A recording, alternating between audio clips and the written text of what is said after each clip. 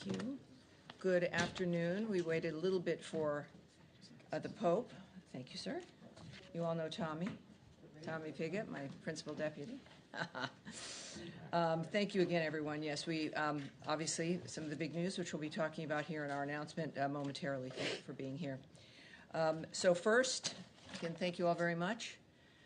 First, I would like to share a message from Secretary Marco Rubio following the election of a new pope and the first pope from the United States.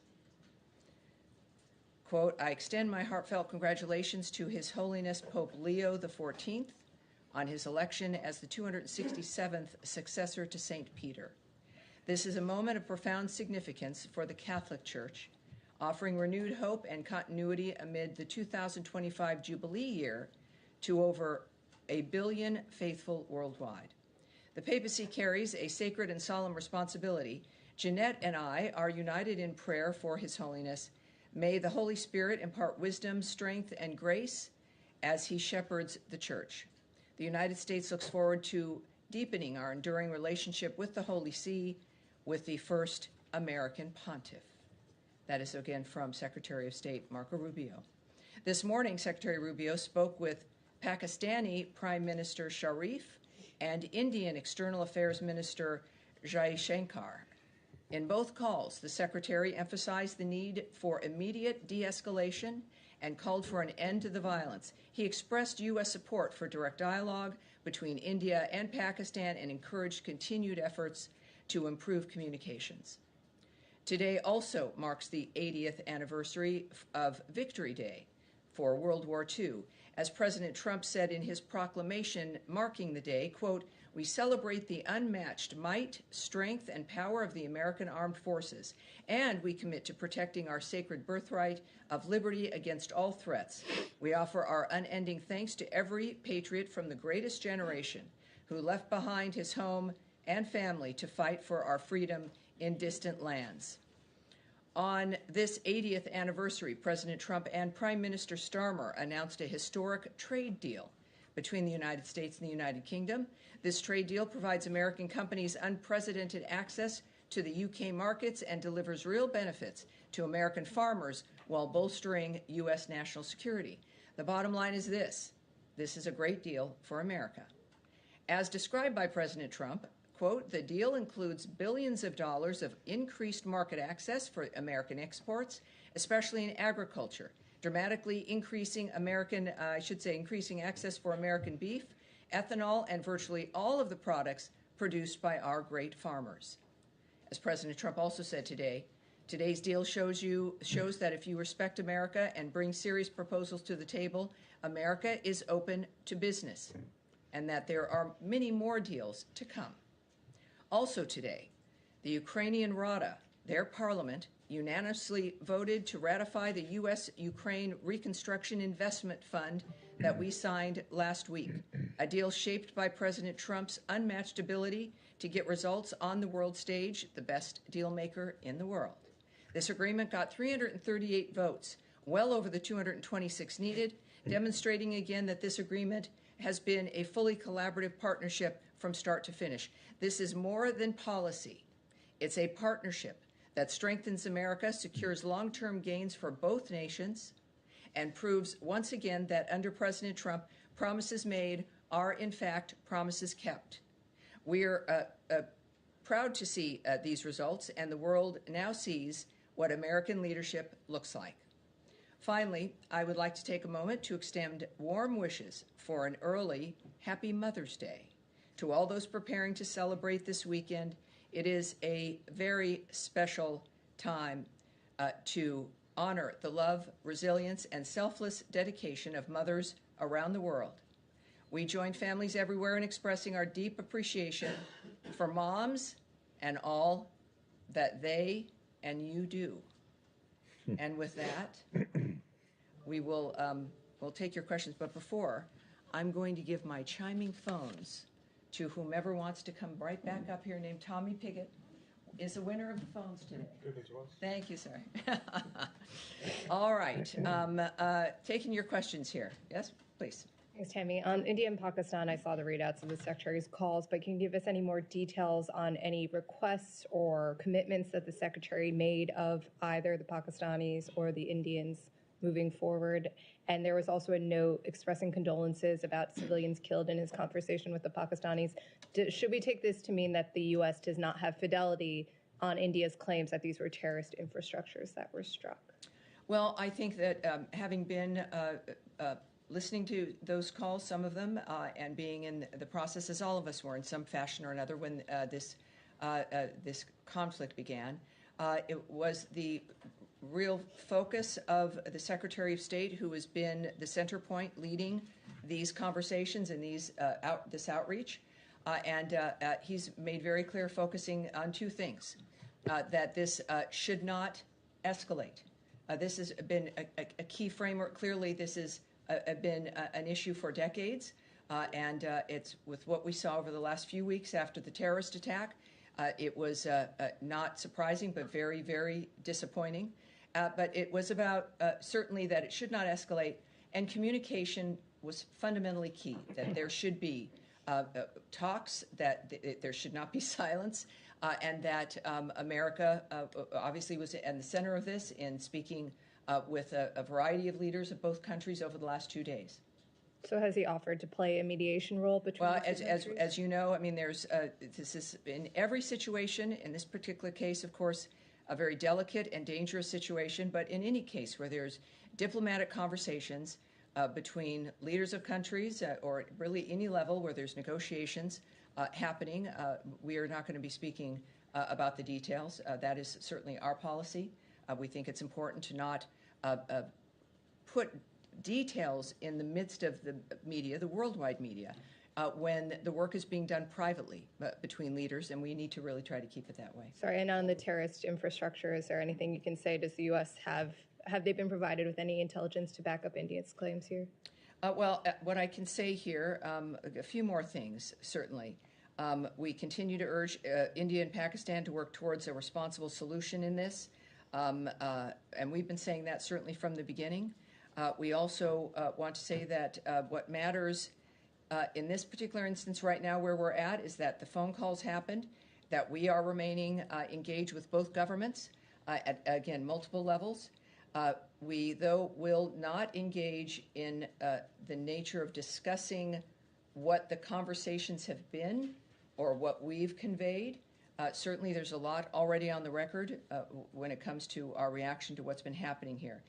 So there's some discussion that Pakistan wants an independent investigation as to what has happened regarding the terrorist attack.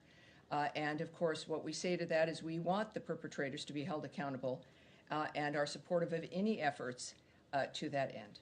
All right, Sean. Just pursuing Jenny's question. Yeah. In the statement on the readout of the Pakistani Prime Minister with Sharif, it says that the Secretary called for the end of any support to terrorist groups. I mean, is it the view of the United States, along with what India says, that Pakistan is supporting terrorist groups? Well, you know, obviously, in today's world, that's a call that we've been making for decades. It is the dynamic that we've seen in the Middle East disrupting lives. And clearly, what happened in Kashmir is awful. And we've all, of course, we send our condolences. The world has rejected the nature of that kind of violence overall, of course, and certainly the president has and continues to. But at this moment in time, there's like one thing that has to stop, which is a back and forth and a continuation of this.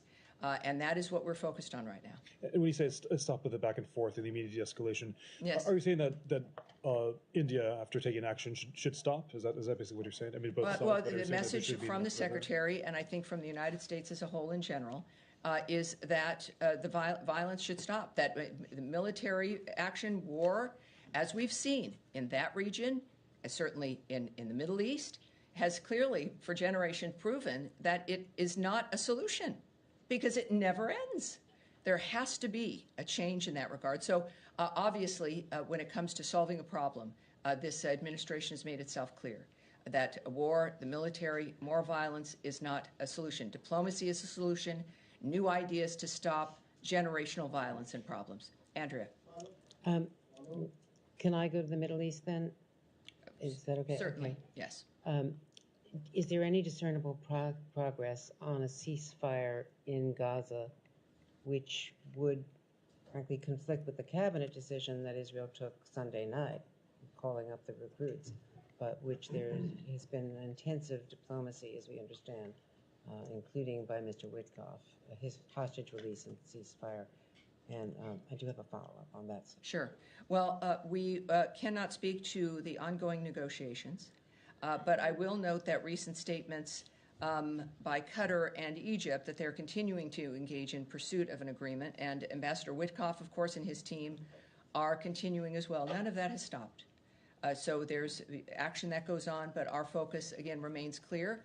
I know and part of the issue of the transparency of this administration is that, I think previously you wouldn't necessarily know exactly what was happening and how it's going on. Well, this is the nature of it, right? These are individuals committed to it, and they continue to address it. And of course, worth repeating, Hamas bears sole responsibility for the war and for the resumption of hostilities and for the continuing difficulty in that realm. And we want peace. We want the ceasefire. We want peace. And we remain having to say we want a release of all the hostages. And to that point, there is a lot of discussion about the Israeli plan for providing food through a hub that would be distributed by the military to avoid Hamas and other gangs. Sure. If there are non-Hamas gangs, I don't know what they are, but gangs taking the food. There is resistance at the United Nations. Where does the U.S. stand, not on negotiations, but on the issue of how to get food in? Because the president has expressed concern about the starvation and other medical needs. Yeah, he's been very forceful over the last couple of weeks about what needs to happen, about how the Gazan people have been, I think it's an understatement to say that they've been treated horribly by Hamas.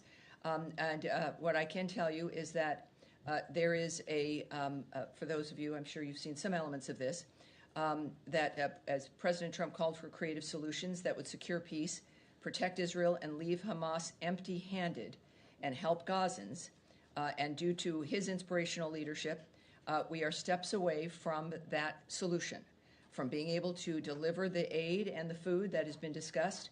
I was hoping to introduce it today, but the foundation will be announcing this shortly. While we don't have anything to announce in specifics in this regard today, and I will not speak on behalf of the foundation, which will be doing the work, we welcome moves to quickly get urgent food aid into Gaza in a way, and this is, you've heard me remark on this repeatedly, in a way that the food aid actually gets to those to whom it's intended. It cannot fall into the hands of terrorists such as Hamas, and we support a plan to get in aid right now and urge others to do so as well.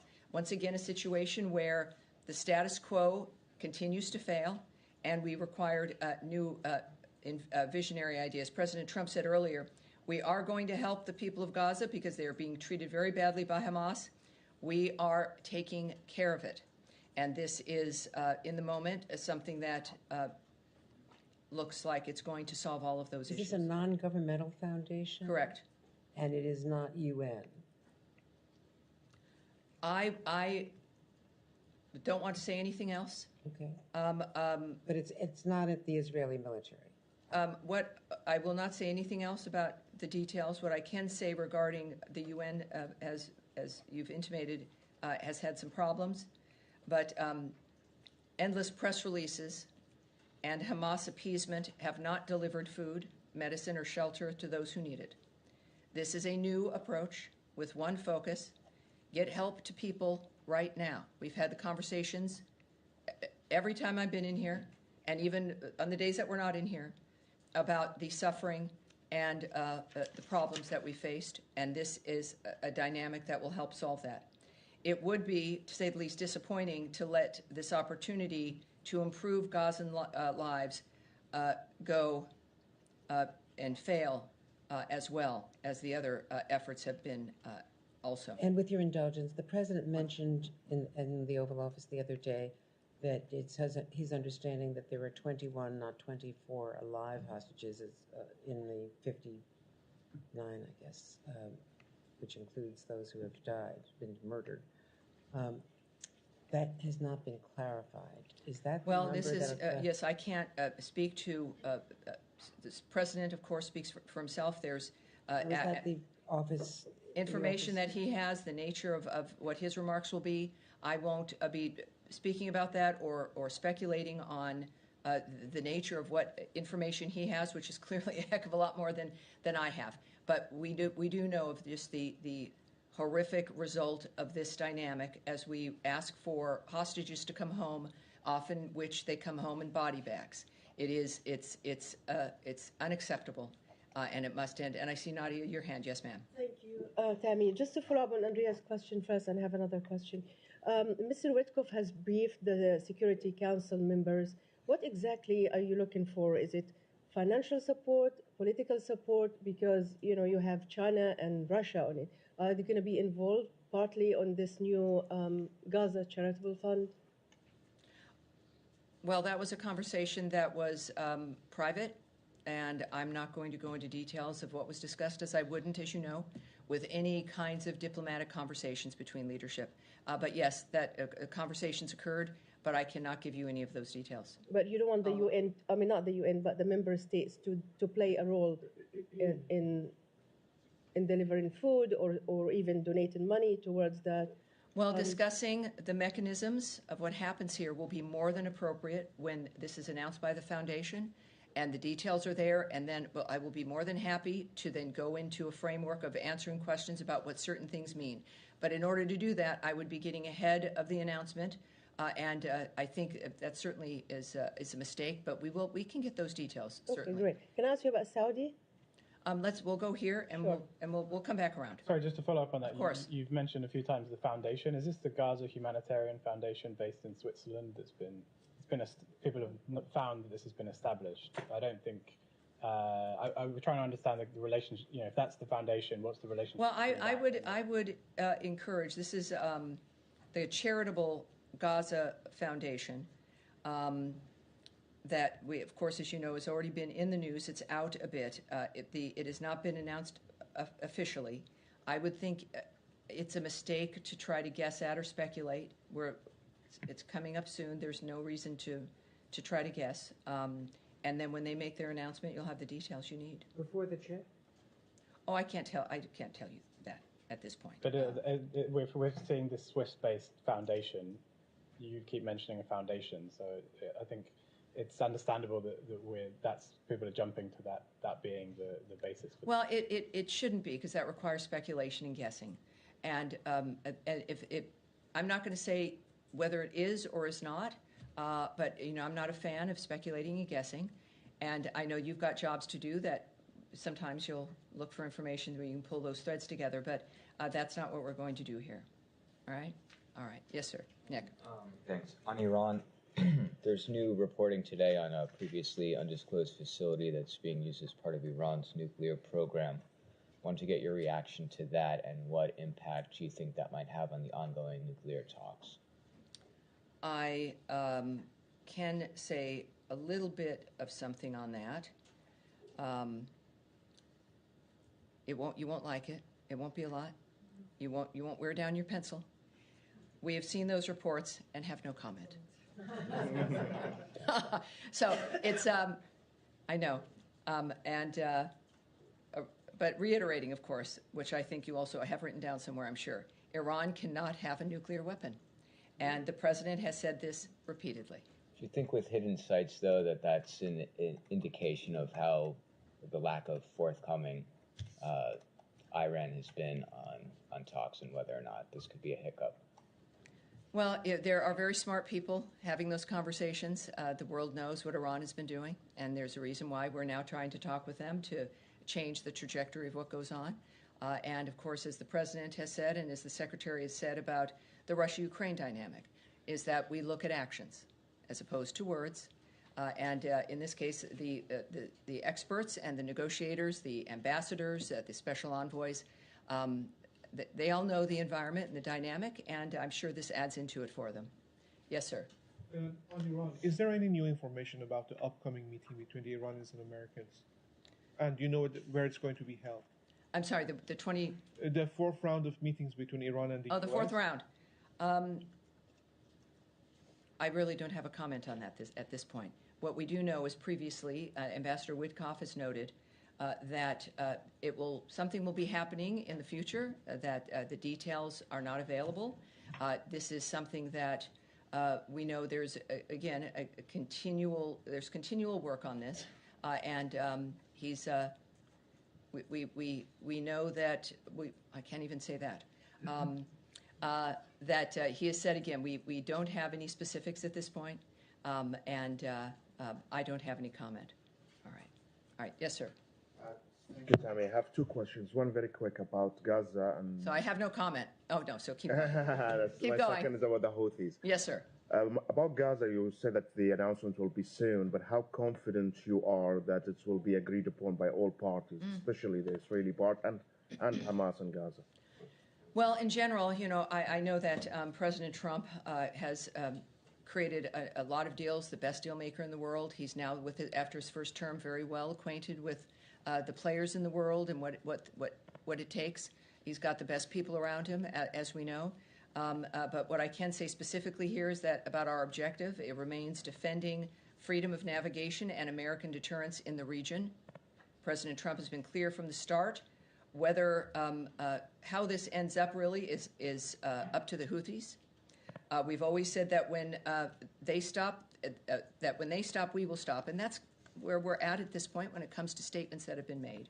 President Trump has said, of course, what has happened, as I think all of us can agree, is a positive development, and so that's where we're at. And he said, as I think you'll recall, that the Houthis simply don't want to fight anymore. There's no additional measures that we would report at this stage, and I think that's really about it. I think we know, again, it's not quiet on all fronts, to say the least, but the development itself is key, and we have people working on all of these issues who have an end goal, which is also a fresh framework from the Trump administration, that there has to be progress, there has to be an end point, and that people work toward that. We've tended to not see those things, and we have here. So I'm looking forward to some key results. But Houthis are saying that the Israeli ships are not part of the New Deal. Oh. Can you confirm? Well, or deny? I have no comment on that. I suppose we'll find out what happens. Yes, sir. Thank you, Tammy. May I move to Ukraine, please? Certainly. Now that the minerals deal is in full effect, can you please help us understand better its implications on the ground? In other words, if Russia keeps attacking and targeting those various sites that you are looking to, forward to work along with Ukraine, will that deem to be Russia's violating your minerals deal with Ukraine? Well, remember, this is not at all related to the negotiations regarding the ceasefire and the conflict. This is a separate dynamic that is an arrangement of an economic partnership between the United States and Ukraine. This is something that is meant certainly to endure and to provide, as we know, as the brilliance of this is to provide the money coming up in the future to rebuild once this is finished. And that's what we're looking at. But it's also clear to the world and to all the players involved that Ukraine has a partnership with the United States. It is an economic partnership. It is one that will last for generations. And will make a difference for every Ukrainian and will strengthen the national security of that country. And that's what good business partnerships do across the board. But again, it is not a mechanism linked to the negotiations, to a ceasefire, to the war. But it certainly is something that, again, when it comes to national security and the nature of who your friends are, as we've said, being a friend of the United States is something that can help your country make it more secure and opens up the future for people. So that is, in the midst of all of the difficulties, for our Ukrainian friends, whom we continue to support and have exerted much energy on, not just for one thing, certainly the ceasefire and an end to the conflict is key, but thinking creatively about what do we do to stop this from continuing? And that's now what, of course, a question that we have in multiple parts of the world. And on that line, Tammy, may I please follow up? You said ceasefire is key. Is it still your position that complete, unconditional 30-day-long ceasefire should be the first step. Well, it should be forever. I mean, you can't discuss, as the president has noted and the secretary, you can't discuss what the results are for peace when people are still getting slaughtered. How that can't work. It's a very low bar for a first step, and that remains the first step. It has to happen. We've been very clear, the secretary in particular, that it can only begin any discussion regarding how the peace endures is when you have a ceasefire, which is frankly the first key part of good faith regarding what you intend for the future. All right, yes. Thank you, Tammy. Just switching to Venezuela, the secretary tweeted about members of the political opposition in Venezuela and this rescue operation, in his words, and that those individuals were welcomed into the United States. There's been some consternation about a handful of Americans still detained in Venezuela, American citizens. So I just wanted to get some clarity on the ones that were released in this quote rescue operation. They were Venezuelan citizens. What does this mean for the Americans that are still detained in Venezuela, and what could you say to their families who are now a bit concerned about the securing a release for their loved ones? Well, this was a unique opportunity. I will put it that way. But we also know, as President Trump has promised, is to bring every American home. And that, you want to talk of an enduring promise, and a promise that is kept and grows every week, it seems. So that continues. It is a horrible situation to be in, whether it's Edan Alexander and the other Americans who are held by Hamas, or other situations around the world. The president inherited a horrible situation, and he is fixing it. So this is, for the messaging of what Americans have been appropriately happy about, is the fact that when President Trump said we're going to bring every American home, he meant it, and there's action all the time about that, indicating that that is not just a slogan. It is something that people work on every day to make happen in very different kinds of environments, very different kinds of arrangements. This case was an extraction. And yes, for American families who still have an empty seat at their table as Mother's Day comes by and other holidays that have been missed, there is no greater friend to the American people and to this country and its legacy than Donald Trump and the people that he has chosen to work with him to gain the success for American individuals. Literally, the forgotten man and woman was the framework America was dealing with, but we won't let that happen, not only here at home, but abroad. So those families, certainly our hearts and prayers go with them, but so does the power of the American government and the commitment of Donald Trump. And that is something that will make the difference. That's what I can say to them. Yes, go ahead. Thank you, Tammy. Following the demonstrations yesterday from pro-Palestinian protesters in Columbia University's Butler Library, the secretary also treated that the Trump administration would be reviewing the visa status of the individuals involved. Can you say anything more on that? Is that review underway? And if so, have any of the visas been revoked? Yes, the secretary had noted that regarding the vandalism, the violence, the holding of that room, that those individuals would be looked at regarding their status and what was happening. And I believe that is ongoing. So if there is a dynamic, also he noted that Hamas supporters are not going to remain in this country, and that action would be taken there. So certainly he's been consistent. He means it. And in this particular case, you had people arrested, and that building was reopened. And I think that the nature of our promise that people who are in this country with a visa and who do not follow our laws or affect the nature of what's important to our country when it comes to our foreign policy and national security will be acted on in that regard. And yes, he said it, and I believe him, and that's the word you can take for it, I think. Yes. Matt Lee is busy doing something. Well, I'm trying to send your quotes about the Venezuela situation. He's writing. Thank you. All right. Well, I don't have. I will come back around to you. That was my question. So I don't have. All right. So you got the Venezuela. All right. Yes, ma'am, right there. I've Yes. a Venezuela question. To Venezuela. So do you have Venezuela as well? No, I don't. You've got a Venezuela. Let's go ahead. Thank you. The Argentine press claims the CIA officers took advantage of a security breach to extract these hostages from the embassy in Caracas. Does the State Department confirm this version? Well, it sounds like a movie to me. Maybe in a few years or maybe from 5 years ago. Of course, I won't comment on gossip and speculation and amazing stories, but at this point, those are stories. I have another question. Diosdado Cabello insists that the release I'm sorry, who insists? Diosdado Cabello is one of the members of the regime. All right, thank you. Diosdado Cabello, Yep, it's okay, yep. it's okay. Of course. He insists that the release of the hostages was the result of a negotiation with the United States. Was there such a negotiation? Were Diosdado, the head of the intelligence apparatus, or Maduro aware of what was happening, or did this happen behind their backs? Well, first of all, I have to reject the entire premise. I'm not going to comment on any of those assertions, which is all they are. If and when there will be details about what occurred, you'll hear it from us. And it may also sound like a movie. I don't know. But what I do know is that these individuals are now out of harm's way as we continue to work to pull more individuals out of harm's way. All right.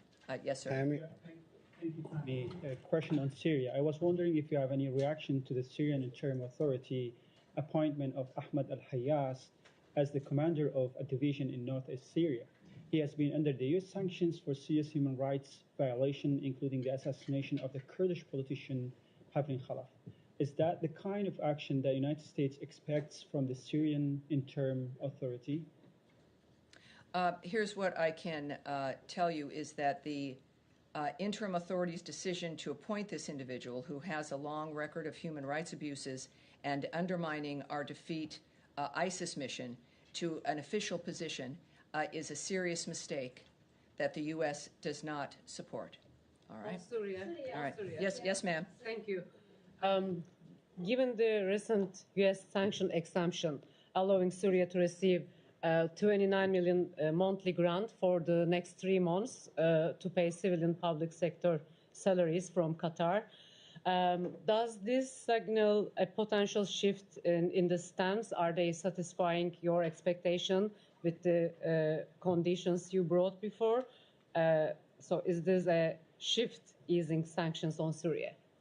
Well, we have in place a waiver mechanism from quite some time ago for assistance that would contribute to Syria's stability in this process, all right?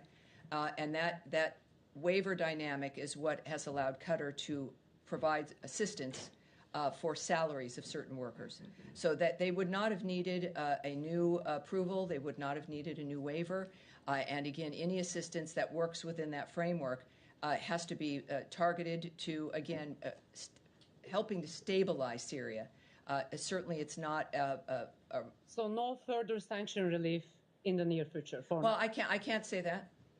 I can't say that at all. I do know that, as we've heard, things seem to continue to change. We continue to wait for them to respond in a manner that is appropriate regarding the asks that I've detailed for you here a number of times. That situation, of course, is under constant monitoring, constant work, and we take every dynamic seriously, whether it is a backward situation, something that we do not support, as I've just mentioned, or situations where it's indicated that they're moving in a direction that we do support. All right. Thank you. All right. Yes, sir, in the back. With your glasses. Yes, sir. Thank you. Thank you, Tammy. I just have a question about the meeting over the weekend, next weekend. Secretary of Treasury is meeting with the Chinese economic delegates over the weekend, so I'm just wondering, has State Department played any part in that scheduling that meeting, or can you also share how that meeting is scheduled? Well, these are trade talks in Switzerland. Yes, that's Secretary of Treasury Scott Bessent and USTR Ambassador Jameson Greer will discuss trade with their Chinese counterpart in that instance in Switzerland. At President Trump's direction, the United States is negotiating with countries to rebalance, as you all know, because I've said it so many times, to rebalance our trade relations to achieve reciprocity, open new markets, and protect America's economic and national security. President Trump's tariffs on China exist because of China's longstanding unfair trade practices and its decision to retaliate instead of seeking a path forward. All right. And I'll check one more time here with our bullpen. How are we doing? We're good? All right. That's all right. I'm sorry. Actually, yes, I was going to come to you after Venezuela. Let's go ahead. Yeah, no problem. On the Secretary Rubio himself, I think many American taxpayers are just wondering how this is going to work between both the State Department as well as the National Security Advisor position. Sure. And I know that you addressed this before, but it was a week day there's ago. Something new. Every day many things have happened since then. Yes. And so I was wondering, does this position come with a higher salary?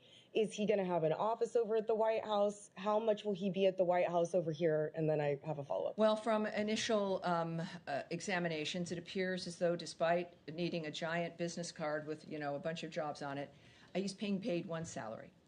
So he's saving Americans money, as a matter of fact, by doing multiple jobs. But I think what's interesting here, and certainly the India-Pakistan situation highlights this, is that, and we've thought about this, that the work of the State Department and foreign policy very often, because of the nature of the world, matches the nature of the National Security Advisor's work. Of course, we are all working to move forward President Trump's agenda and his vision for making not just America great, but that also, of course, benefits the world at large. So we're looking at a dynamic with Secretary Rubio, in fact, again, being a point person in the lead of these initial days of dealing with Pakistan and India, that those conversations have been vital and important, and his role has made that possible. And of course, it would always be that way. This is not an unusual position for him with the work that he's already been doing.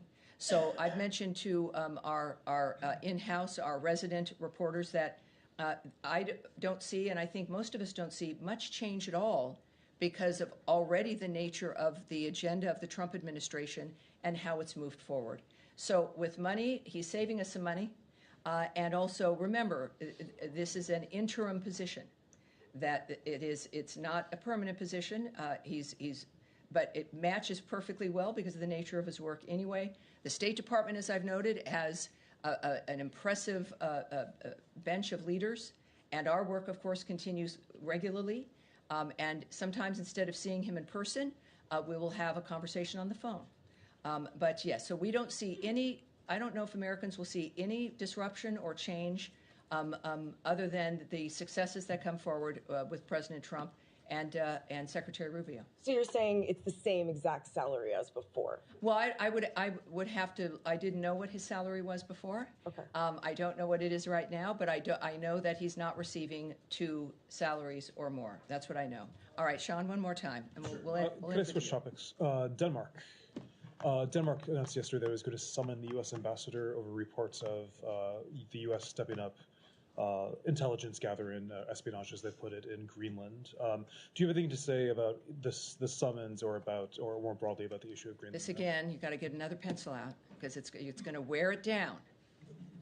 We do not comment on intelligence matters. How about the summons with the message to Denmark? We're not going to comment on intelligence matters or issues surrounding what the accusations are here. We're not going to do it. All right, you guys. Thank you very much. And for those of you who are moms, happy Mother's Day coming up. Thank you all very much. And next week, because I will be traveling with the Secretary, I know I've said this before, but this time it's undeniable, will be Mr. Tommy Pigott on Tuesday and Thursday, my principal deputy. So I was going to say be gentle, but don't be gentle. He's ready for you, and he looks forward to getting you all what you need. Thank you all very much. Thank you, Tim.